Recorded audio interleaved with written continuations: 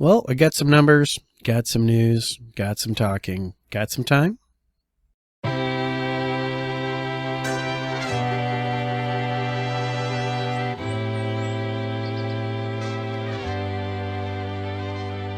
Hi there.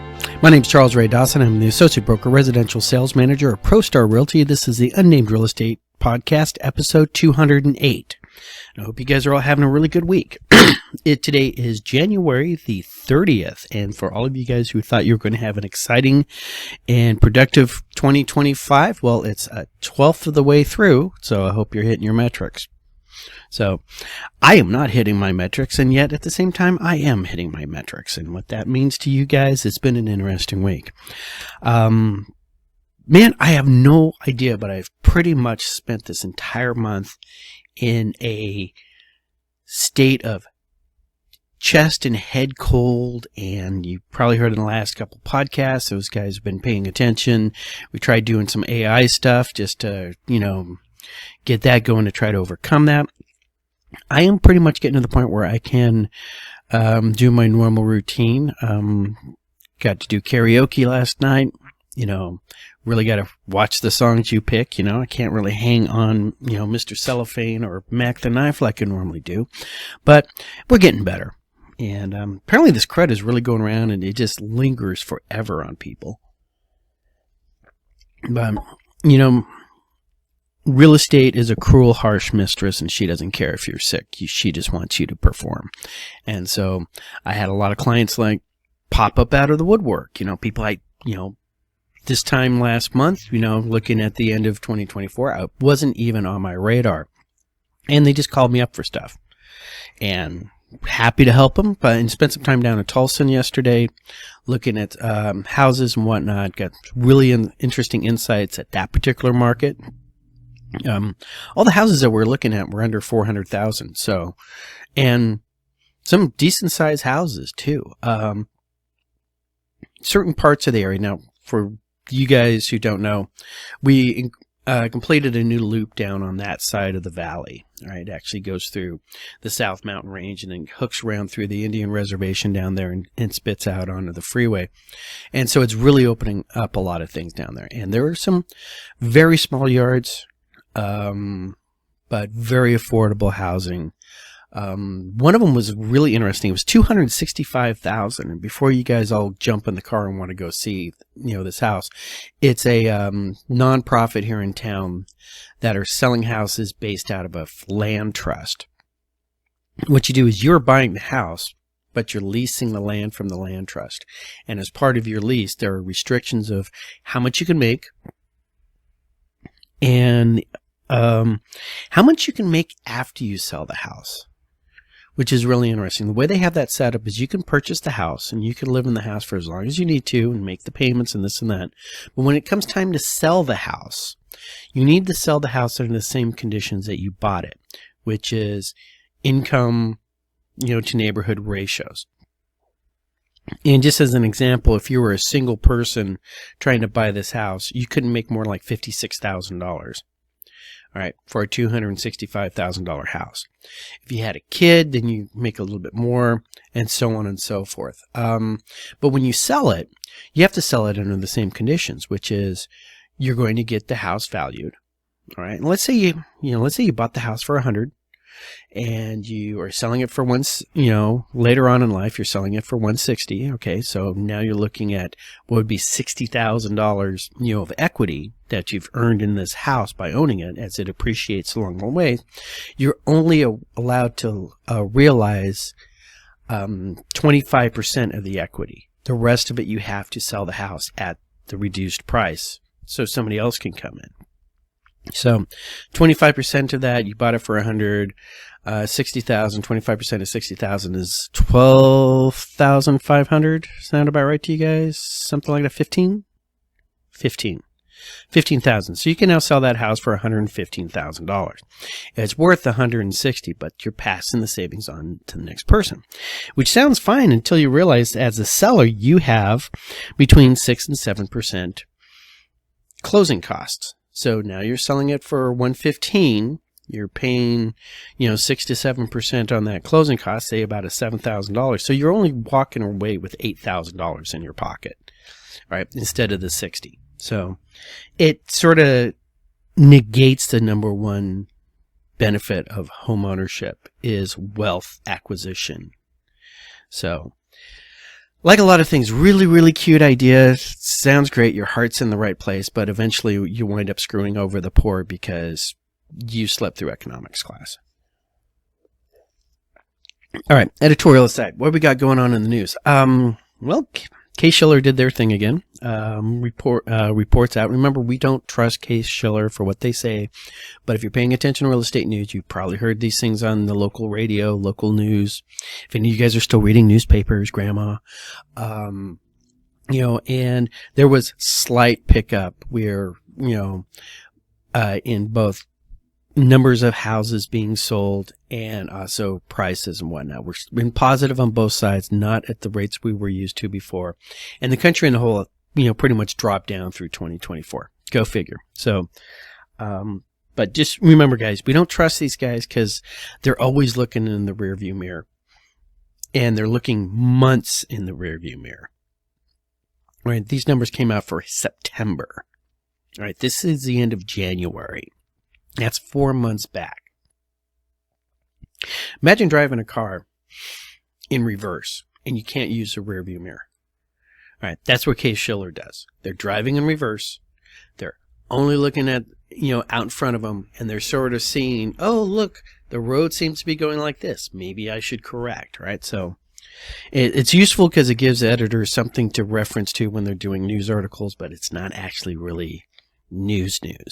Now, on the Cromford Report side, and some people that we do follow, new home sales seem to be slowing, all right, based on county recorder stuff. We also have new building starting to slow down, all right? What's the reason behind that? Well, as near as they can tell, we're sort of doing this little hesitant, pregnant pause right now to see whether or not we start throwing tariffs around. Especially in Mexico, China, and Canada, and whether or not the employees are going to be there when they need to start these houses, right? And, because a large portion of our labor on these job sites are non-documented illegal aliens, whatever you want to call them, damn people, builders do not want to get started on a project and suddenly find out that your framers didn't show up to work because La Migra got them, or they decided to move somewhere else. Right? We've had that. We've gone through these things before in Maricopa, so they want to hold off for a bit. Let's see how this plays out real quick. They don't want to get over their skis and get overextended. So, what this for you homeowners means is that, well, there's going to be less competition out there for you because people aren't going to be looking at the new builds as an option. I'm not saying that they're going to stop building altogether, but we'll see that their timelines get pushed out. You might be signing a contract today for a house in a year. If you guys remember back during COVID, all right, we had builders going out 14 months just to source the materials because a lot of factories that build stuff like the breaker box literally was shut down. All right. Now, other things that, a lot of things we come from China that goes into your house, right? If we get into a trade war with China, all of a sudden we're not sourcing the breakers that go in the breaker boxes or the light fixtures, that kind of stuff, right? So, yeah, I can see why they want to do a temporary pause on that. So building is slowing down, and it's because potential labor issues and potential tariff issues. Another thing that they factored in is the number 350 to 400,000. All right. That is the estimated illegal aliens living in Arizona. 350 to 400,000. All right. What happens if they all moved? Okay. I'm not necessarily saying that they go back to where they came from. All right. I want to say it was Bill 1080 or 1060 or something. It was back during the Obama administration, but the state of Arizona took the action on where they actually started arresting the employers who knowingly hired illegal aliens. They started arresting the millionaires and the billionaires. Okay. And oh my God, that gutted our rental market right there. All right. And having that on top of the same time as the real estate correction really drove Maricopa down. They're saying that in the course of 3 months, we lost 150,000 people in the state of Arizona. I personally know people who are renting out properties, didn't get a rent check one day, walked out there and found that the family who had been living there moved without leaving a forwarding address, just picked up and left. All right. And if you are leveraged on your rental property, meaning you owe money on it, you need to make a mortgage payment. I've heard stories of, there was one guy who lost 100 houses to foreclosure because they were all leveraged. All right. And when the rents disappeared, when the renters disappeared, it suddenly snowballs. Like Oscar Wilde, I want to say, really great quote. Ernest Hemingway, one of his characters, all right? How did you go bankrupt? Well, slowly at first and then suddenly. All right. That's what happened to this guy's little real estate empire. So we have 350 to 400,000 illegal aliens living in the state of Arizona. If they suddenly decide to move, all right, decide, hey, let's, ICE is getting to, enforcement's happening, whatever. That's a lot of houses. All right. That's a lot of doors. That's a lot of things that people are living in. All right. And conservatively, we could be looking at somewhere between 80 and 90,000 homes, apartments, trailers, townhouses, condos, whatever, suddenly becoming available and hitting the market. You want to say a market crash? That would kick off a market crash. All right. Could we work through it? Yeah, we could work through it. 80,000 houses, all right, is roughly 4 times what we have on the MLS. All right. We still keep in the churn, and the average days on market is like 70 right now. Let's see, 22, 70 times 4, that's 280 days.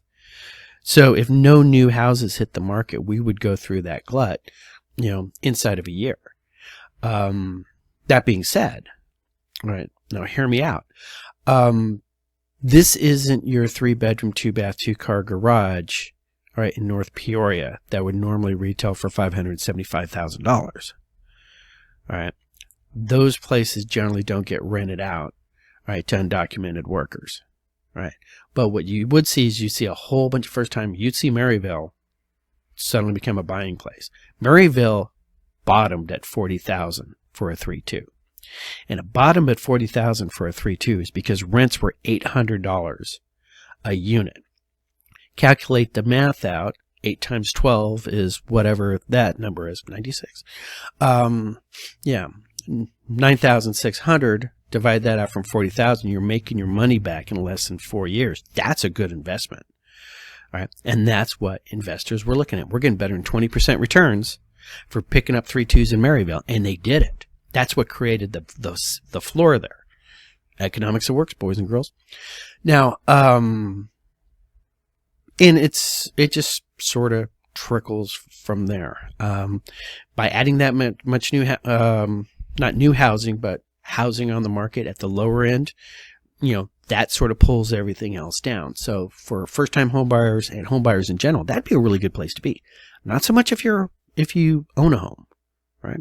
So these are, what keeps Ray up at night? Existential dread and real estate markets. Speaking of, I was watching a video yesterday before my client got in the car. And as soon as he came in, I don't want you listening to this video. But they were talking about other reasons why there might be a real estate crash coming up in the next year. A lot of it is just that affordability, the three-legged stool that I like to talk about. Insurance is really driving up costs, a whole bunch of other factors, and including, what happens if we do suddenly lose up to 10 million people over the course of the next year and a half? I don't think it's going to happen, but it's going to be a disruption, and it's really going to screw things up. Apparently, he had a hellacious number, and I wanted to researched that before we did this, but it was like something like somewhere between 60 and 70% of real estate agents did not do one closing last year. Now, I can look at my roster right there and pick you out about 7 or 8, but they're all part-timers or semi-retired. So I can see why they might not be a thing. I just heard the door open. That's why I wanted to check. Hold on. Let me go clear the bill. I lived. They didn't. I leveled. So, where were we on all that? So, you know, I'm still waiting for the big die-off. I'm still waiting for the big calling on real estate. Definitely with all the other changes. We haven't gotten the numbers back from NAR of how many people did not renew their licensing. They have until, I want to say it was yesterday, the 29th, I think, was the cutoff date. If you didn't pay your dues by then, they were cutting you. We were already into the penalty period, so let's see what's happening with that. What else do I want to discuss? Talk Case Schiller. Talk that. Haven't gotten the numbers yet, but I got some cool ones. All right.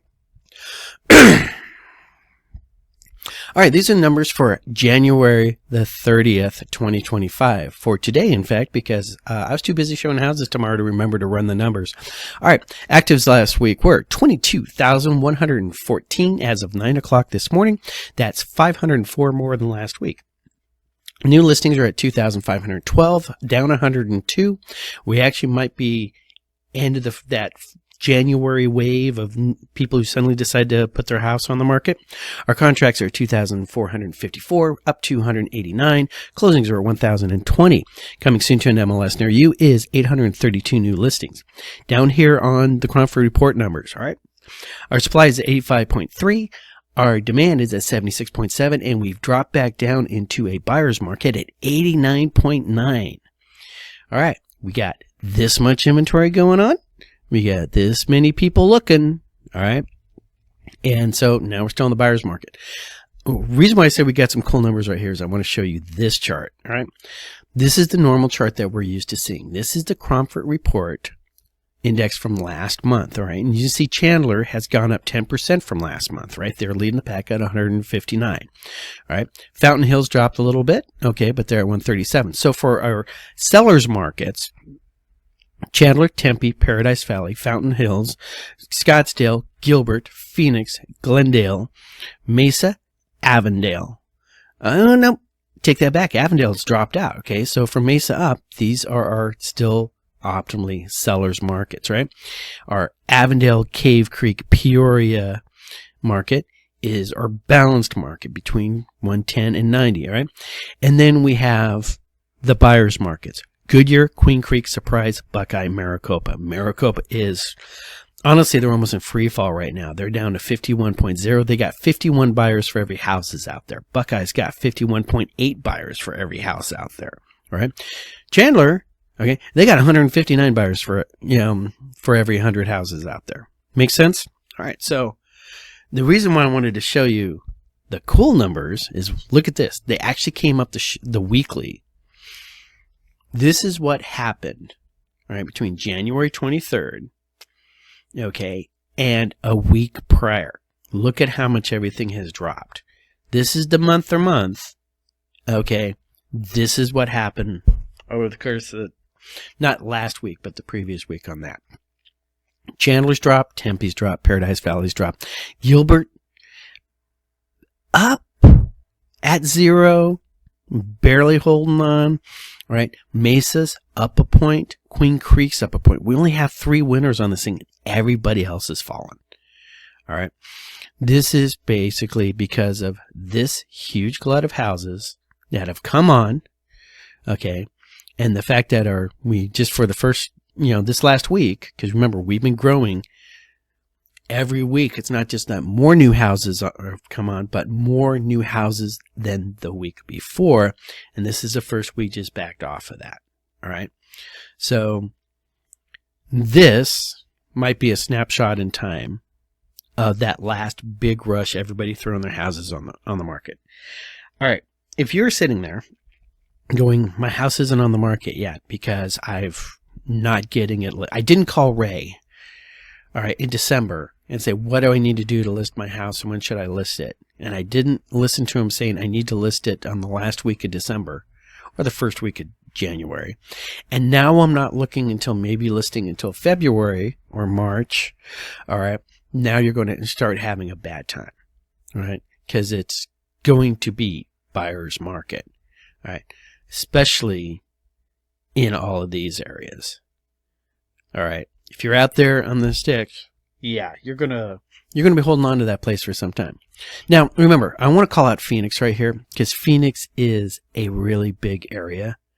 All right. And I don't break it down to the more regional areas like Levine, Tolleson, that kind of stuff. Anthem. All right. So this is buoyed in a lot of cases by higher price areas. All right. Because over 1 million did very well last year and still doing very well this year, right? That's why Paradise Valley is still at 138, all right? That's why Scottsdale is still at 136, all right? So, but if you are in, let's say you're in Glendale, okay, or let's say you're in Peoria, okay, look at Peoria's dropping down, okay? Peoria's been dropping for quite some time. What did they do on that week to week? All right, this was the week for week. What did they do on the month to month though? They actually went up. Okay, so a lot of stuff going on in Peoria, but remember, there's a lot of new builds going on the north end of that. So you need to start looking at how long is it going to take you to sell that house. All right, because depending on your neighborhood, it might take a while. All right. Also, depending on your marketing plan, might take a while. Steve and Jessica just did an incredible video for one of their luxury multi-million-dollar listings, and it was really it made me want to buy the house. And I'm jaded. I'm not a big fan of, I can look at a house and like, yeah, it's a house. It's like the DJ at a strip club. It's like, yeah, boobs. I've seen them before. All right, has no effect on you. All right, I'm getting the same way with houses, but this one I was impressed with. All right, if you guys don't want to buy a house in the multi-million-dollar range, call me. So, but, that all being said, still very I'm personally optimistic for this year. For myself, for my industry, not so much, but I think that will be a good thing. We still need to figure out, what executive order is going to be written today. Could have been written right now, this second. That is just, you want to see an executive order. All second homes will be taxed at 25% of list price annually. All right. You suddenly see a whole lot of houses hit the market here in Arizona. All right.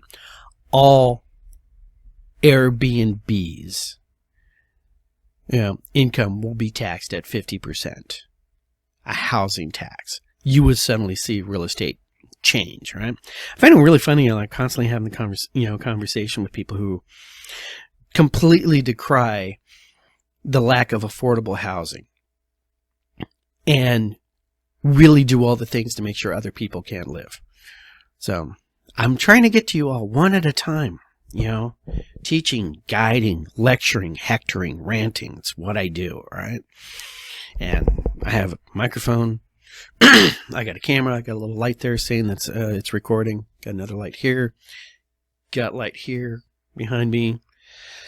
Still don't have that Chris Williamson podcast studio vibe. Probably never will. But hey, I've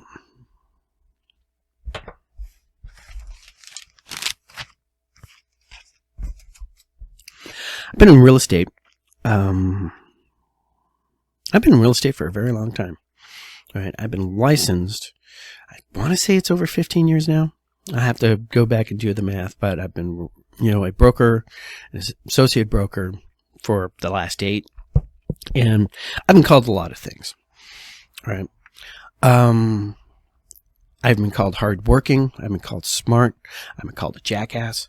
I've been called that guy.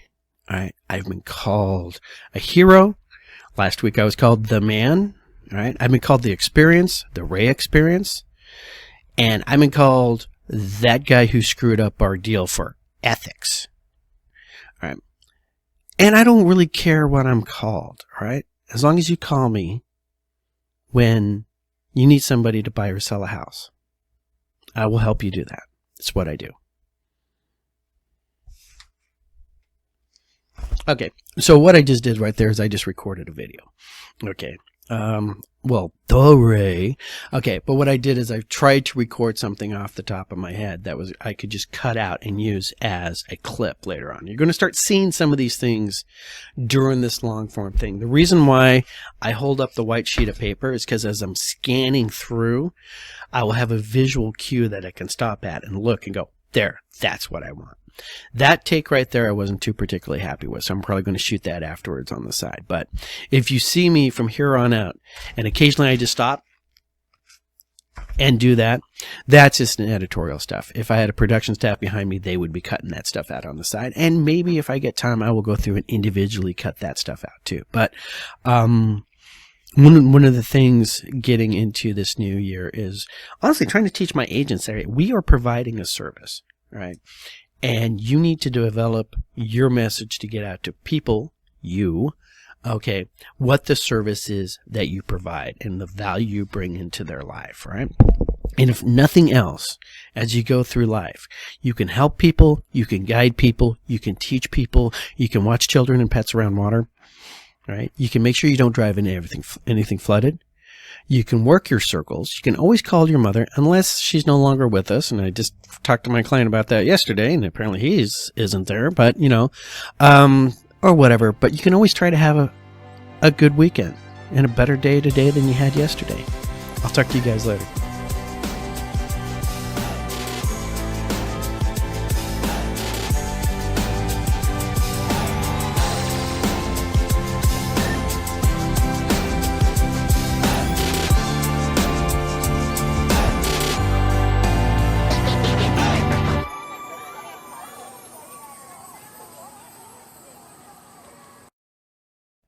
I've been called a lot of things. I've been called smart, genius, an idiot. I've been called during dinner. I've been called at 2 o'clock in the morning. I've been called an outside-the-box thinker. I've been called a jackass. I've been called a tough negotiator. I've been called an asshole. I've been called rude. I've been called gallant. I've been called a pocket Slytherin. And I'm still trying to figure out what that means. And I've been called an experience, the Ray experience. Ultimately, I don't care what I'm called, as long as you call me if you need to buy or sell a house or have any kind of household questions.